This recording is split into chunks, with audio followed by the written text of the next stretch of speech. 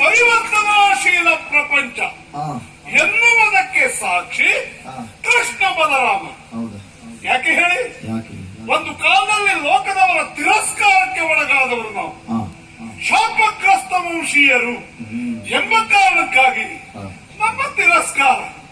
ಈಗ ನೋಡಿ, ಆಗ ಸಭೆ ಸಮಾರಂಭಗಳಲ್ಲಿ ಹಿಂದಿನ ಸಾಲಿನಲ್ಲಿ ನಮಗೆ ಸ್ಥಳ. ಈಗ ಹಾಗಲ್ಲ, ಸಭೆ ಇದೆ ಅಂತಾದ್ರೆ ಕೃಷ್ಣ ಬಲರಾಮರು ಮುಂದೆ. ಯೋಚಿಸಿ ನೀವು, ಶಾಪ ಎಷ್ಟು ಅರ್ಥ